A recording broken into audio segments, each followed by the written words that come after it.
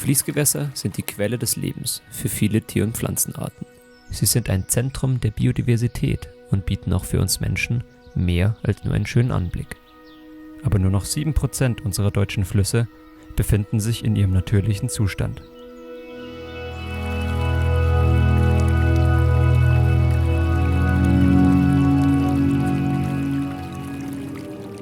Denn die einst wilden Flüsse sind häufig in ein Korsett gezwängt, aus dem sie sich selbst nicht mehr befreien können. Vom Menschen für seine eigenen Zwecke verbaut, haben sie ihre ursprüngliche Kraft verloren und ähneln oftmals eher Autobahnen als Ökosystem. Der Einfluss von Industrie, Schifffahrt, Landwirtschaft und Wasserkraft hat unsere Gewässer Stück für Stück verschlechtert. Unter den ganzen Veränderungen der Gewässer haben die Fische ganz besonders gelitten. Auf sie übt die Fischerei durch Besatz und Entnahme einen direkten Einfluss aus. Deshalb gilt gerade ihnen eine besondere Aufmerksamkeit. Um die Fischbestände zukünftig zu erhalten und zu verbessern, gilt es, die bestehende Bewirtschaftung zu hinterfragen und bei Bedarf anzupassen.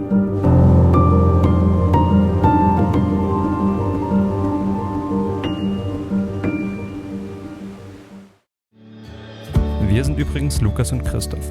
Durch unser Studium an der Hochschule Weinstefan-Driesdorf haben wir einen tieferen Einblick in das Thema Gewässerschutz erhalten. Wir sehen die Angler als wichtige Schnittstelle zwischen Nutzen auf der einen und Schutz der Gewässer auf der anderen Seite.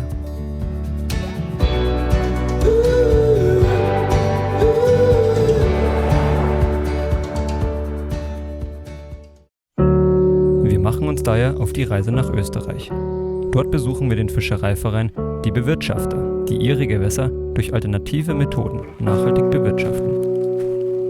Ein Punkt war der, auch das in der Praxis zu üben oder auszuprobieren, wovon wir in der Theorie glauben, etwas zu verstehen, beziehungsweise auch, wie Kollegen in der Lehrtätigkeit sind und öfters darüber reden, zu schauen, ob das auch funktioniert.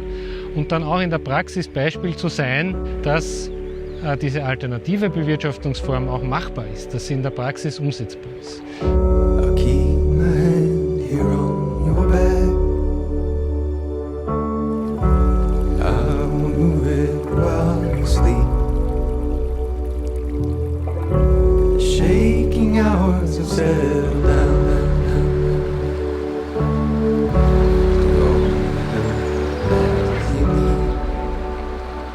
Die größte Alternative, das glaube ich anzubieten ist der Nullbesatz, also gar nicht zu besetzen. Man muss unterscheiden zwischen Besatzmethoden und Bewirtschaftungsmethoden. Bewirtschaftung ist ja mehr als nur Besatz. Ja? Da geht es ja ganz stark um Regulative. Wie übt man die Fischerei aus? Wie viel Druck lässt man zu? Da gibt es ja eine Reihe von Punkten, die damit auch befasst sind. Ja?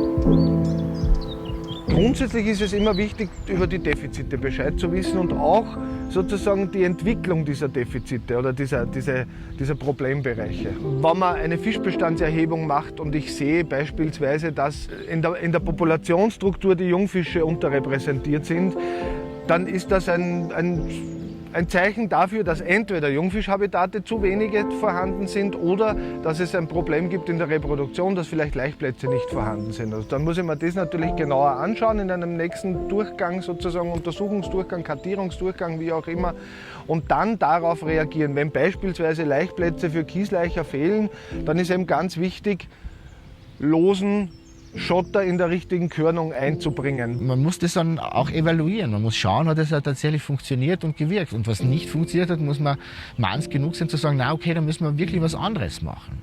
Weil das ist ja auch so ein Problem, nicht? Dass alle nach wie vor an diesem Besatz festkleben. Ja? Wenn du die Breite der Bewirtschafter fragst, ja, was ist denn die wichtigste Aufgabe von einem Bewirtschafter, dann sagt fast jeder, einen ordentlichen Besatz zu betreiben. Ja? Die wenigsten sagen, keinen Besatz zu betreiben oder vielleicht sogar, na, dann werde ich schauen, dass ich den Lebensraum wieder in Ordnung bringe.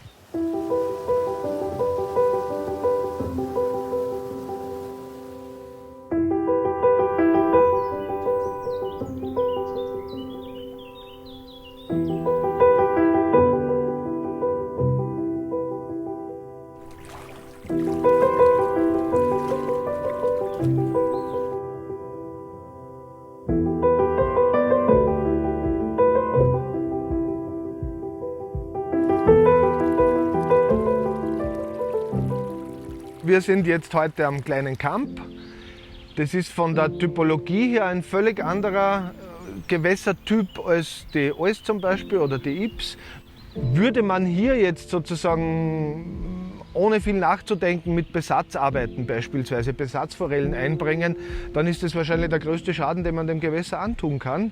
Es sind alle Habitate besetzt. Wir wissen, dass die Carrying Capacity hier weitgehend erfüllt ist.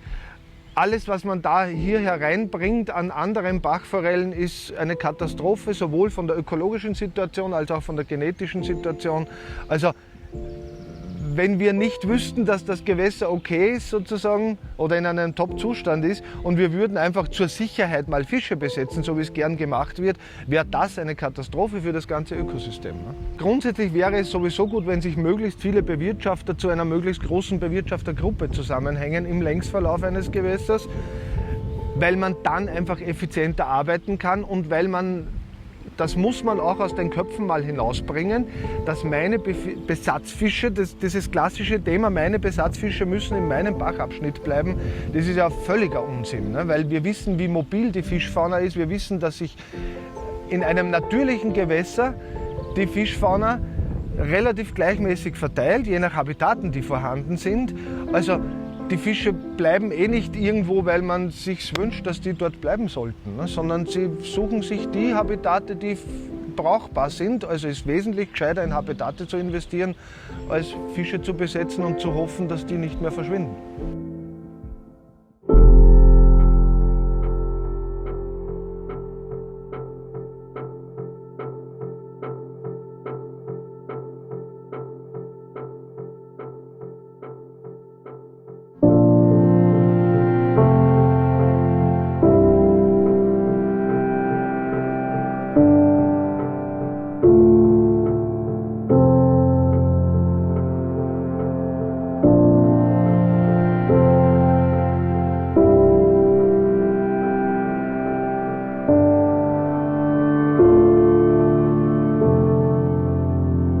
Wir stehen hier an einem Gewässer, das es vor 5 Jahren noch gar nicht gegeben hat.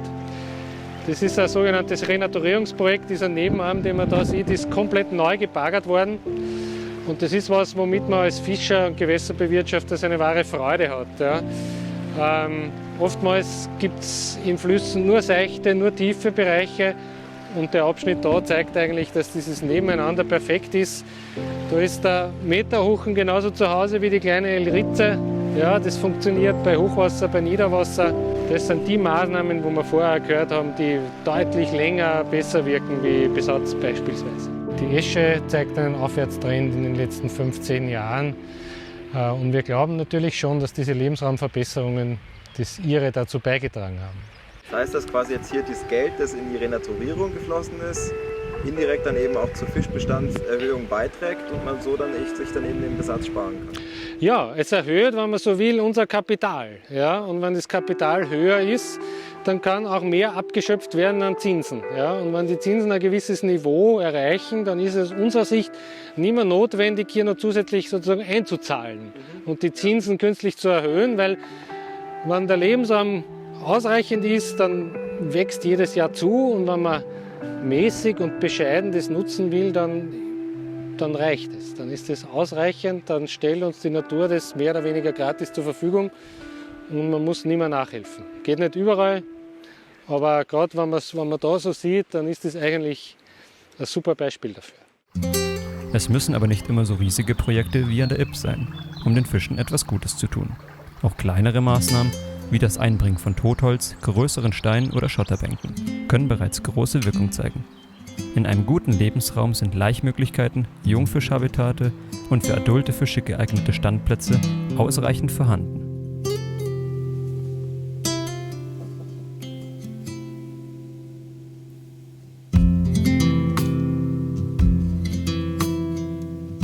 Wir versuchen in Österreich mit vielen Projekten Gewässerstrecken wieder halbwegs in Ordnung zu bringen, morphologisch.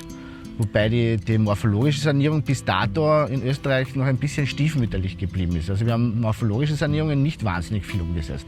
Wir haben so das Kontinuum sehr intensiv bearbeitet und viele Fischwanderhilfen gebaut. Aber bei der Morphologie gibt es sicher noch Aufholbedarf, da ist noch mehr drinnen. Also Lebensraumverbesserungen ganz generell sind in Österreich an vielen Gewässern, an vielen Orten möglich und auch nötig in Wirklichkeit. Ja. Zudem können Faktoren wie der Kormoran, Fischotter oder auch das im Alpenraum vorkommende Bachforellensterben dazu führen, dass sich der Fischbestand nicht auf natürliche Art und Weise entwickeln kann. Gerade hier kann Besatz dazu dienen, gefährdete Fischarten zu fördern. Der Besatz muss differenziert beurteilt werden, aus meiner Sicht. Ja. Es gibt da sozusagen Wiederansiedlungsprojekte aus Besatz von Fischereivereinen, spricht überhaupt nichts dagegen, ganz im Gegenteil. Es sind da in dem Gewässer vor 12, 13 Jahren Huchen besetzt worden, die sind markiert worden, die sind abgewachsen. Ich habe mir 5 Jahre später gefangen mit 1 Meter. Ob das die sind, die jetzt 10 Kilometer weiter oben am Laichplatz stehen und was aus deren Eiern wird, weiß niemand.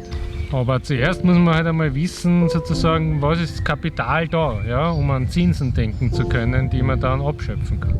Ich muss wissen, wie viel da ist, und dann muss ich wissen, wie viel zuwächst, wie viel von welcher Art, von welchem Altersstadium das zuwächst, damit ich wirklich fundiert Auskunft darüber geben kann, wie viel ich eigentlich entnehmen kann aus der Population, wie viel Ertrag das eigentlich abwirft. Jeder Betrieb macht einmal im Jahr Inventur, sperrt zu ein paar Tage und schaut, was auf Lager ist, was verkauft worden ist, was er einkaufen muss, was da ist, ja, um zu wissen, wie wird das nächste Jahr gehen. Und das ist bei uns dasselbe. Ja. Unsere Fischereiordnung kann angepasst, wird fallweise von Jahr zu Jahr angepasst, entsprechend dem, was sozusagen auf Lager ist, ja, oder wo unser Kapital ist. In der Fischerei, im Gewässerschutz ist das so oft noch was Neues, ja, dass das alles ein bisschen im Dunkeln liegt und man glaubt, da haben wir 500 Forellen besetzt, muss man 500 rauskriegen. Passiert nie, aber nachgerechnet wird auch nie. Das Führen einer Ausfangstatistik, bei uns gibt es ja nur eine Ausfangstatistik und keine Besatzstatistik, aber grundsätzlich die Zahlen, die Daten zu haben über Besatz und Ausfang ist extrem wichtig. Ich glaube sogar, dass das vielen Fischereivereinen relativ schnell vor Augen führen würde, dass ihre Besatzpolitik vielleicht nachgebessert gehört. Ja, also ich finde sozusagen, die Fischerei kann einiges leisten, um Leuten den Wert unserer Gewässer näher zu bringen. Also gerade an den eigenen Kindern merkt man das, wenn man die zum Fischen mitnimmt, wie leicht es ist, über die Fischerei sozusagen ins Gewässer reinschauen zu können, ja, und zu sehen, wo gibt es welche Fisch, warum gibt es wo Jungfisch, warum gibt es wo keine. Ja, und begreifen das im wahrsten Sinne des Wortes. Ja. Das halte ich für total wichtig. Ja. Und der Zugang ist leicht. Ja. Und das sind die Leute, die sich in 30 Jahren um unsere Gewässer kümmern.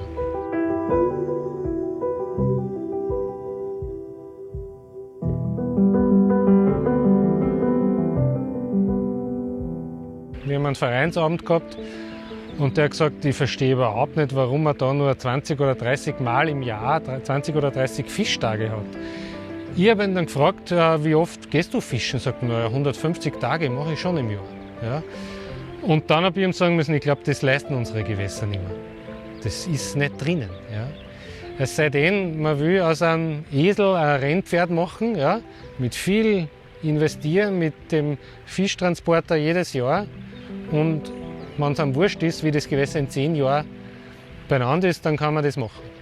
Man muss lästig sein, aber man muss konstruktiv mit den Behörden umgehen. Ja? Und die Dinge richtig anstoßen. Und es sind oft schon die Lokalen, die Zugänge haben zu den Grundeigentümern, ja? Oder zu den Kraftwerksbetreibern, ja? Weil der kennt den und so weiter. Ich glaube, das ist schon ein Punkt, wo es nicht unbedingt einen Uni-Abschluss braucht. Und gerade die Einbindung in der lokalen Bevölkerung ist was man jedenfalls von den Fischern schätzen muss. Ja, und wenn die das einbringen, dann können die auch gegen scheinbar übermächtige Gegner oder Verhinderer was bewirken. Eine gute Bewirtschaftung ist oftmals fast so komplex wie das Ökosystem selbst.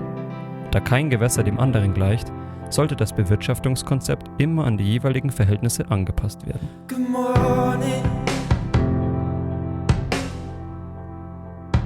Das Konzept einer Bewirtschaftung ohne Besatz kann natürlich nicht überall angewendet werden. Doch gerade an den wenigen naturnahen Gewässern mit einem sich selbst erhaltenen Fischbestand ist dies der nachhaltigste Weg.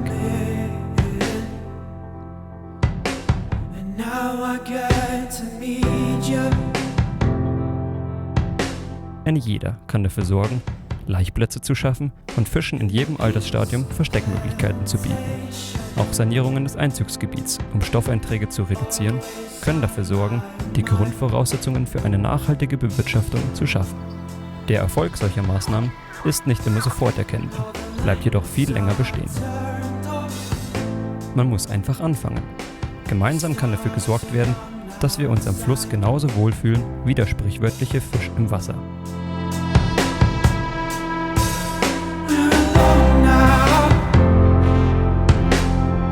Und ihr seid... Oh Mann, ich bin echt schon alt. Auf welcher Uni seid ihr? Wir sind ja Fuß eingeschlafen, immer so verdreht. Bei meinem Handy kann ich sofort die passende Grafik präsentieren. Nachher. Also jetzt erst gerade habe ich irgendwas gesagt, da ist im Hinterkopf dann gekommen, Alter, das sagst du auch seit 30 Jahren und das hat sich aber nicht verändert. Was?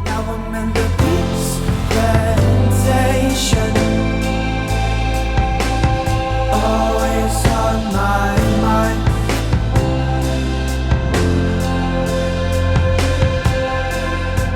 And all the lights are